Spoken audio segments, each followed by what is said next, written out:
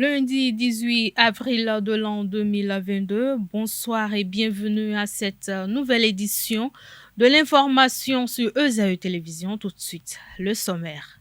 Le président Patrice Talon, depuis son arrivée au pouvoir en 2016, a eu à entreprendre une avalanche de réformes politiques qui ont assaini le paysage politique béninois.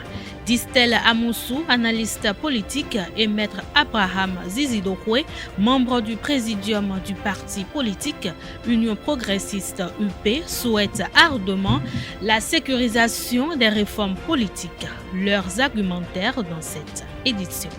Le théâtre de Verdu du Centre culturel des rencontres internationales John Smith de Ouida a vibré le vendredi 15 avril dernier sur les ondulations des chorégraphes encadrés par Richard Adossou et Pedro Powell, à suivre dans un instant. Dynamo Dabomey a conservé sa couronne de leader du classement provisoire de la Super League Pro le samedi dernier au stade Omnisport d'Abomey face à Ayema FC.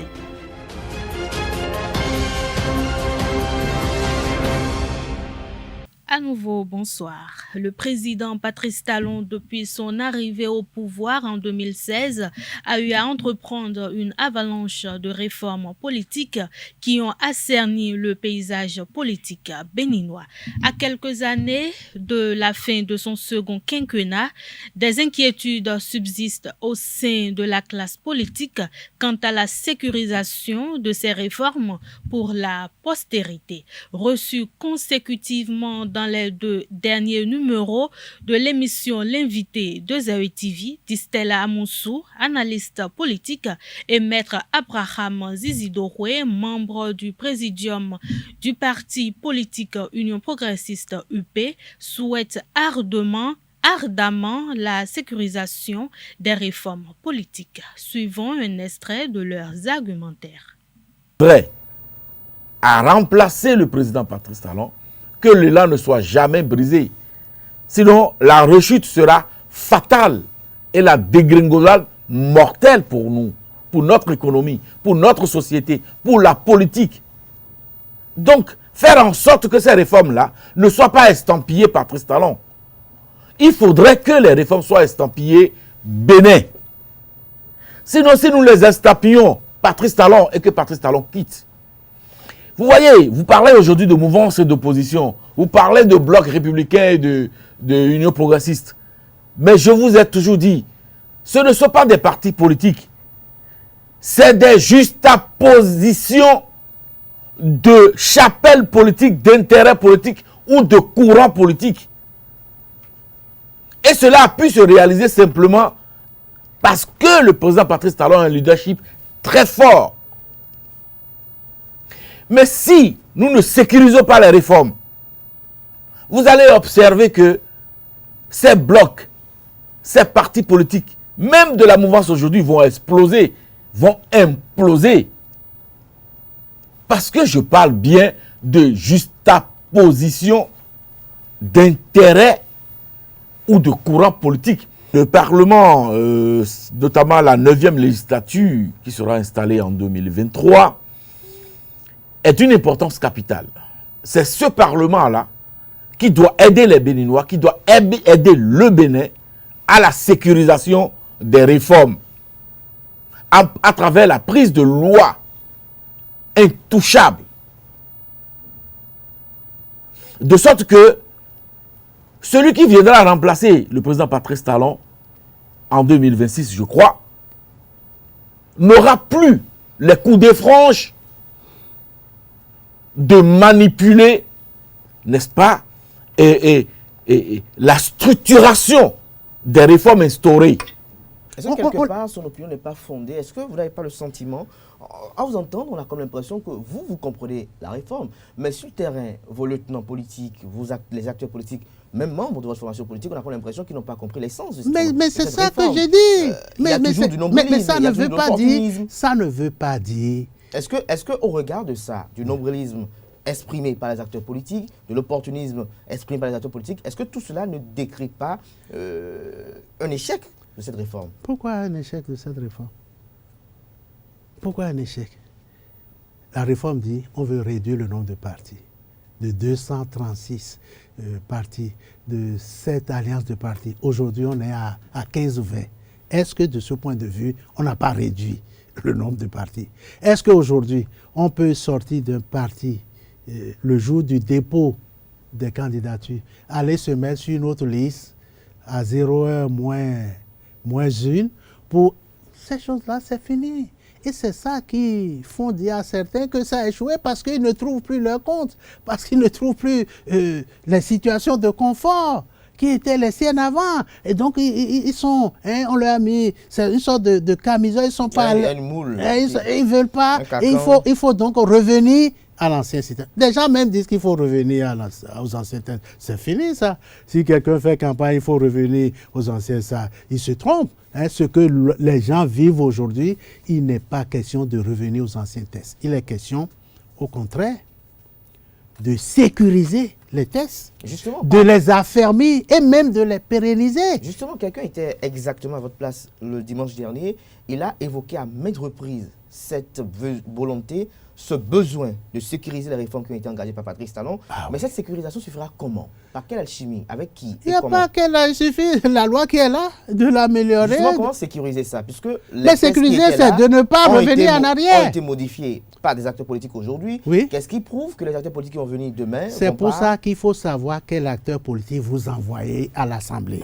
Si on veut sécuriser les tests. Mais justement, en parlant de ça, est-ce que vous pensez que nos citoyens, nos populations ont déjà cette maturité de distinction? Oui, il ne faut pas infantiliser. Non, je pose juste une question. Il ne faut pas infantiliser les populations.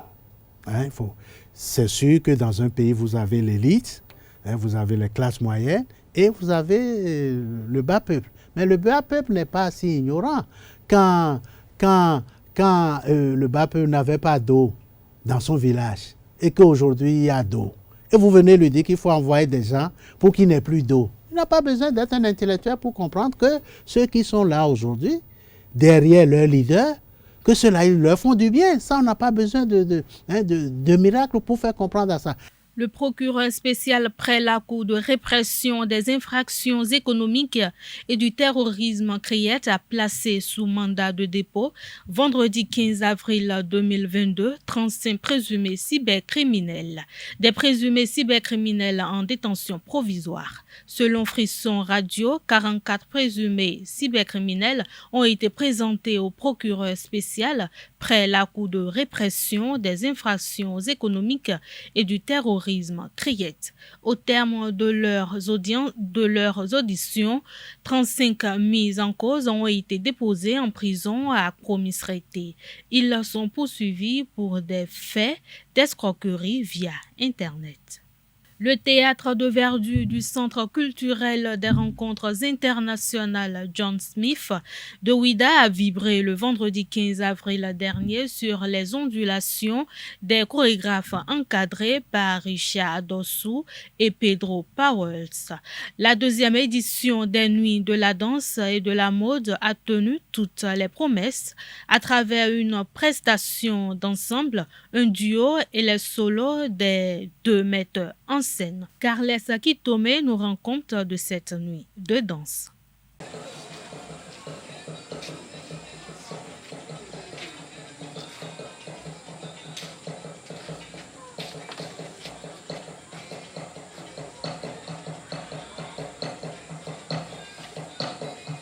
Des corps qui s'entremêlent, s'harmonisent pour raconter des histoires. C'est le contenu du projet Nuit de la danse et de la mode. Plusieurs sujets ont été abordés par les danseurs et chorégraphes sur la scène du Centre culturel des rencontres internationales John Smith de Ouidah le 15 avril 2022. Donc,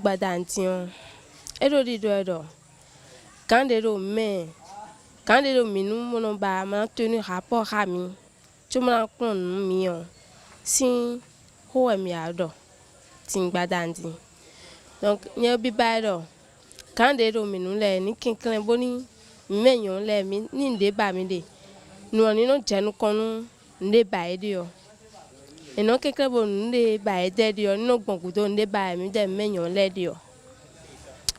Donc we follow de mi bro monsieur Adossou Richard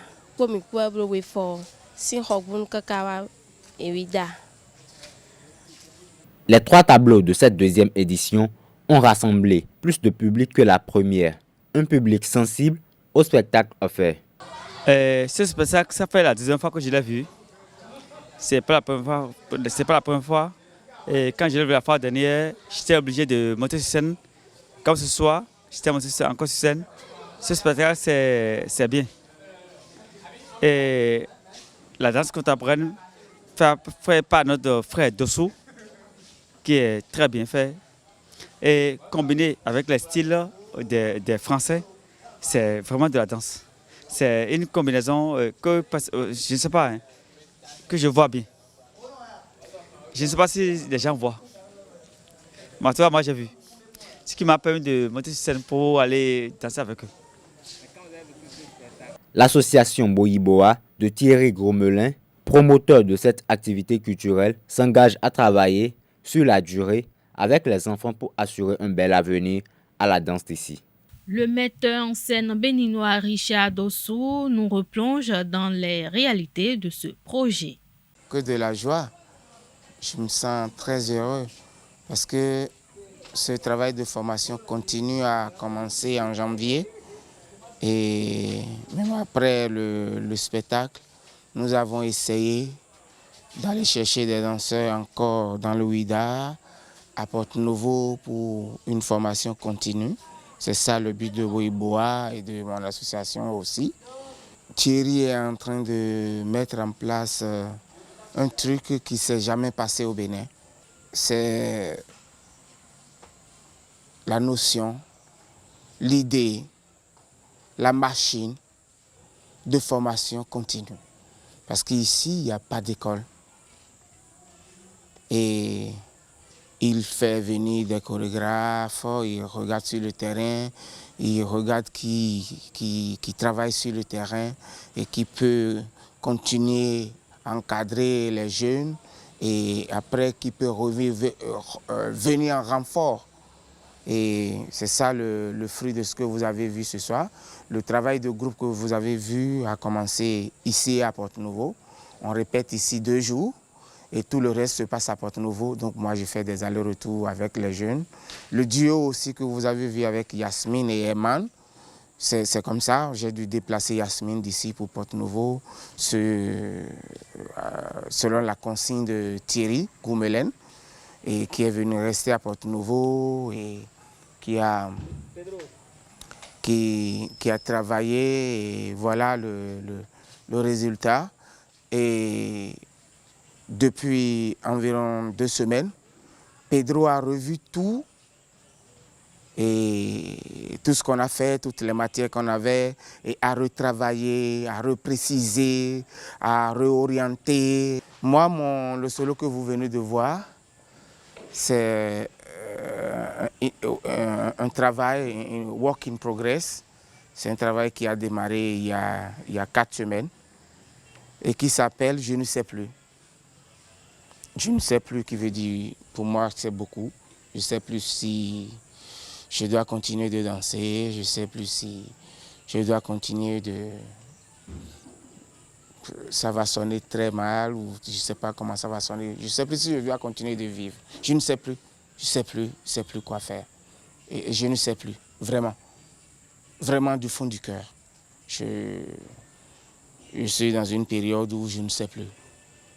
Et j'ai que la danse pour exprimer cela. Mais tous les travaux que vous venez de voir, que ce soit le duo, que ce soit le travail de groupe, c'est des travaux qui vont continuer. Cette fois-ci, on a laissé la mode pour que ça ne fait pas de la tautologie. Ça ne fait pas de la tautologie et surtout qu'on a beaucoup de matière en danse. On s'est dit, si on ajoute encore de la mode, ça va faire plus de 2 heures de spectacle. Et là, ce n'est plus bien. Venu pour la première fois au Bénin, le danseur belge vivant en France, Pedro Pauwels, a dévoilé un pan de son parcours au micro de Carles Kitome. J'ai commencé très tard là-dedans, j'ai commencé à 20 ans. Mes parents ne voulaient pas que je danse parce qu'en Europe, à l'époque, ce n'était pas forcément quelque chose de très habituel pour les garçons. Un garçon, ça joue au football, au rugby, mais ça ne fait pas de danse, c'est plutôt pour les filles. Donc j'ai dû attendre ma majorité, comme on dit, et puis une fois que j'étais major, je me suis lancé dans la carrière de danseur. J'ai fait une formation classique pendant pas mal de temps, une grosse école de danse en France, à Cannes, qu'on appelle nous une école supérieure. Et puis après, très vite, ça s'est enchaîné avec pas mal de compagnies importantes en France, des centres chorégraphiques, comme on les cite. Et puis voilà. Ah, je le dis souvent, et je le dis beaucoup aux jeunes danseurs ici, que j'avais 57 ans et que j'avais encore de l'énergie quand certains à 20 ans en ont beaucoup moins. Voilà. À la fin de chaque création, c'est pas des spectacles alors, hein. À la fin de chaque création, c'est la peur de ne plus savoir faire. C'est comme si on a vidé tout et on se dit on ne pourra pas faire mieux, on ne pourra pas faire pareil. Et puis après ça revient. Et puis sinon, à la fin de chaque spectacle est différent, parce que le public est différent, donc le rapport est différent. Mais il y a je pense que les danseurs, ils ont cette... c'est très physique, et donc on libère pas mal de choses. Voilà, c'est presque une thérapie, la danse, hein. On enlève énormément de... Il ne faut pas aller chez le psychologue quand on est danseur, parce qu'on exacerbe beaucoup de choses sur le plateau. Voilà. On ne choisit pas la danse, c'est la danse qui nous choisit. Ça, c'est important. On ne devient pas danseur, on est danseur en naissant, comme on est musicien en naissant.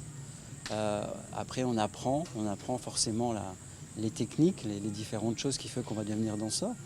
Mais quelqu'un qui n'a pas la fibre d'un danseur, il ne le deviendra pas, même s'il travaille des années et des années. Donc il ne faut pas être triste si ça n'arrive pas, parce que c'est un métier compliqué, dur, à la fois physiquement et puis dans la vie professionnelle, c'est difficile. Donc voilà, mais après c'est un métier très bien. C'est un métier qui apporte énormément de choses, mais c'est un métier qui demande énormément de travail.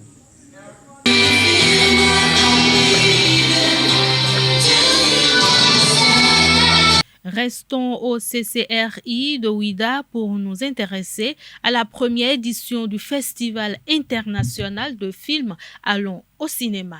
Invité à la cérémonie d'ouverture, le metteur en scène et promoteur du centre artistique Africa salue l'initiative et se réjouit de la performance de tous les jeunes qui sont passés dans ces sérails artistiques. Ce n'est pas pour rien que j'en ai fait le directeur du Centre culturel artistique Africa, avec pour lui des espaces de liberté pour qu'il puisse explorer, faire d'autres choses à côté. Je suis content qu'il soit ici, on va dire, à la tête de cette équipe, en tout temps en train de mener cette équipe vers des choses significatives comme celle-ci. Et c'est aussi pour lui, pour le soutenir que je suis là. Je vous remercie pour la question. Moi, j'ai fait de l'animation artistique et culturelle pendant 32 ans. Et heureusement, certains jeunes ont profité de ça. Chacun a ouvert sa voie, ils essayent d'explorer des univers qui leur sont propres. Je les engage à continuer. Ce n'est pas facile. Mais maintenant, je veux faire ce que j'appelle des politiques publiques. Travailler sur des politiques publiques pour impacter plus largement. Impacter, c'est-à-dire le mieux-être des artistes, le mieux vivre du créateur, du professionnel culturel. Que ce soit en lien avec des territoires décentralisés, comme les mairies, les départements, ou pourquoi pas avec l'État central. C'est-à-dire c'est vers ça, ce sont mes prétentions actuellement. Et j'écris beaucoup dans ce sens. Après, les créateurs, on reste en contact, puisque de toute façon, on vient de là, nous sommes là. Les jeunes, je suis content quand j'arrive quelque part, ils disent directeur, grand frère, etc. Ça fait plaisir, ça fait plaisir. 3 agents de banque et l'employé d'un opérateur économique ont été présentés au procureur de la République près le tribunal de première instance de première classe de Parakou, vendredi 18 avril dernier. Ils sont poursuivis pour complicité de vol à main armée après le braquage de 100 millions de francs CFA survenu le 7 avril dans le 3e arrondissement, alors qu'ils revenaient de la banque pour son patron, l'employé d'un opérateur économique a été braqué le 7 avril 2022 dans le 3e arrondissement de Parakou, non loin de sa destination. Des malfrats l'auraient menacé avec une arme et emporté une somme de 100 millions de francs CFA. 3 agents de banque et l'employé qui est allé chercher les sous ont été auditionné vendredi dernier. L'employé a été placé sous mandat de dépôt. Les 3 agents de banque sont placés sous convocation. Ils seront encore auditionnés le 26 avril prochain. L'Église du christianisme céleste, ECC, a donné des consignes à ses responsables de paroisse pour éviter les bruits et nuisances sonores au voisinage. Le Saint-Siège invite les responsables des paroisses et des chorales à proscrire l'utilisation des haut-parleurs et des instruments de musique les jours ouvrables de 13h à 15h et de 22h à 7h d'une part, les jours de repos de 6h à 10h et de 20h à 6h du matin d'autre part, indique une note circulaire du révérend pasteur Bernett Adéogun, chef suprême de l'Église du christianisme céleste, ECC. Selon la note en date du 2 avril 2022, les nuisances et bruits sonores sont interdits dans les tests réglementaires de l'État. Les présidents de région, les chargés paroissiaux et les maîtres de chœur seront pris pour responsables en cas de non-respect des dispositions réglementaires, précise le communiqué. La page inter de ce lundi 18 avril 2022 est un condensé de l'actualité en Tunisie, en Australie, en Suède et au Shanghai qui a enregistré 3 premiers décès liés à la vague Omicron. Une réalisation de Quentin Amoussou et Francis Fahami.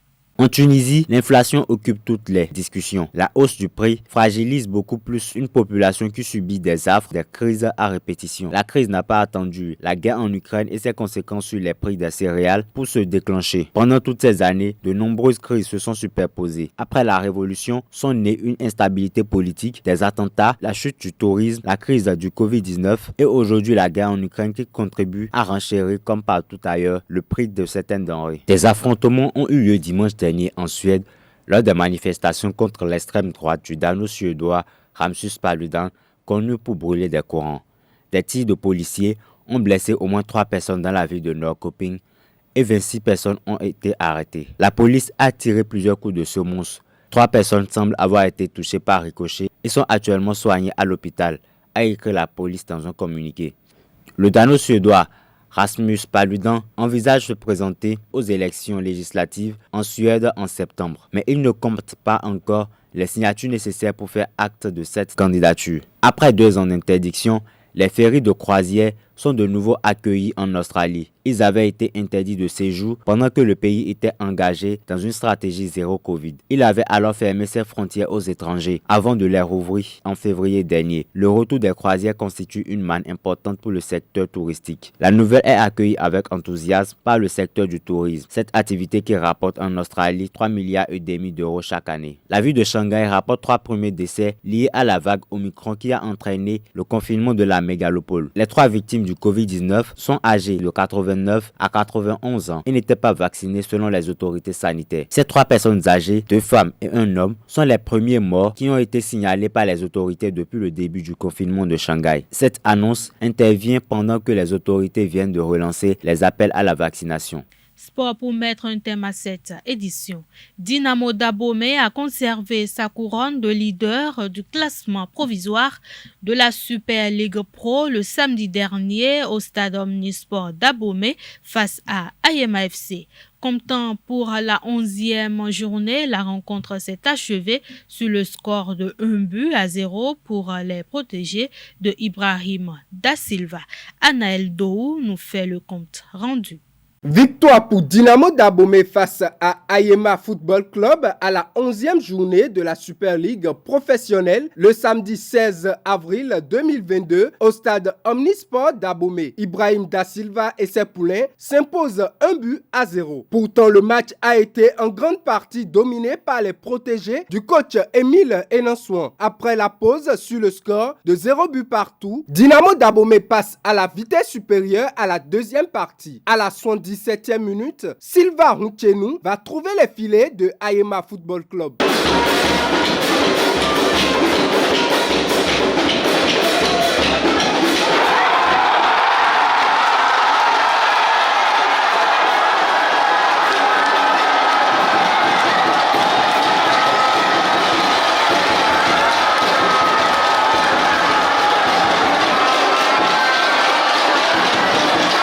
Les dernières minutes ont été intenses avec plusieurs occasions de but stoppées par Batori Douyeme, empêchant l'égalisation. Le match va s'achever sur le score de 1-0, conservant Dynamo d'Abomey à la tête du classement provisoire. Ce soir, vous avez vu, je lance des gens qui n'ont quasiment pas été titulaires en fait, depuis le début de la saison. Je lance des jeunes, en plus, qui n'ont jamais joué en première division. C'est la preuve qu'on est en harmonie avec notre propre groupe. Quand vous prenez le match, vous voyez que dès l'entame, on avait en fait le pied sur le ballon. Après, il y a eu des égarements. Mais là, je crois que ceux qui ont goûté à la sauce d'aujourd'hui ont compris qu'est-ce qu'il faut faire, comment est-ce qu'il faut s'y prendre. Donc, comme vous l'avez bien dit à l'entame, l'apprentissage il continue. Il y en a qui ont découvert en fait la chose aujourd'hui. Combien de fois c'est aisé de tenir 90 minutes sur un terrain de football. Et combien de fois pour moi, entraîneur, savoir une équipe décimée par la maladie, décimée par l'absence de certains appelés en sélection. Et là, franchement, moi je salue les gars. Je salue les gars parce que la seule chose qui nous reste véritablement, c'est défensivement. Ben, on tient, on monte la baraka qu'il faut en fait, jusqu'à la fin. Là, bravo aux gars. C'est encore 90 minutes d'autres leçons aujourd'hui. Nous n'avons pas l'effectif qu'il faut. Il y a 2 joueurs qui sont suspendus, 2 qui sont malades et 3 en sélection. J'ai tout fait, n'est-ce pas, pour que ceux qui sont en sélection viennent nous aider, pour ce soir au moins. Mais les responsables ont refusé, les responsables de la fédération ont refusé. Donc je suis venu avec 17 joueurs ce soir. Il n'y avait pas une marge de manœuvre possible. On ne pouvait pas faire, n'est-ce pas, les remplacements qu'il faut. Je ne sais pas si c'est une sanction ou bien c'est un avantage, n'est-ce pas, je ne comprends pas. La 7e journée de la Ligue Pro Suite Zone Sud-Sud a offert le dimanche dernier le Classico entre les Requins de l'Atlantique et les Dragons de l'OME. Ce derby qui s'est tenu sur la pelouse synthétique du campus d'Abomey-Calavi s'est soldé sur la victoire des Dragons 3-0. Suivez le compte rendu avec Anaël Dou.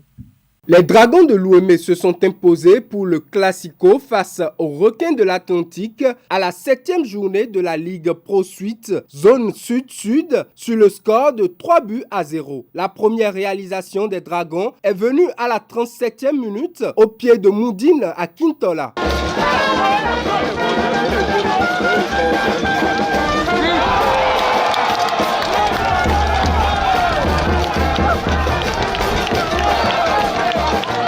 À la 42e minute, Junior Paraíso inscrit le 2e but des Dragons.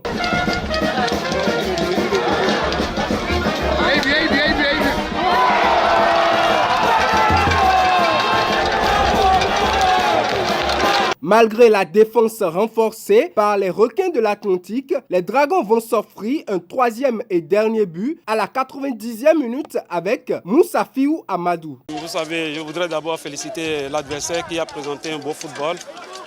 Les miens également ont fait un effort pour dominer l'adversaire. Je voudrais juste dire que c'est un classico et pour des classicos, il faut vraiment se concentrer. Et notre équipe s'est véritablement concentrée dans le match et je pense que nous avons fait l'effort d'être le meilleur. Après 3 séries de matchs sans victoire, 2 nuls et une défaite. Les Loto Boys ont pu engranger 3 précieux à domicile lors de l'acte 11 de la Super League Pro de football du Bénin le samedi 16 avril 2022. Ils ont battu leur homologue de Jeffa FC sur le score étriqué de 1-0. Colombe Roussou pour le récit. Loto Popo retrouve le chemin de la victoire. Le champion en titre s'est imposé 1-0 face à Jeffa FC en ouverture de la 11e journée de la Super League Pro ce samedi 16 avril 2022 à domicile. Le club de Grand Popo doit son bonheur à un coup franc exécuté à la 37e minute par Rodrigue Fassinou, juste à l'entrée de la surface de réparation.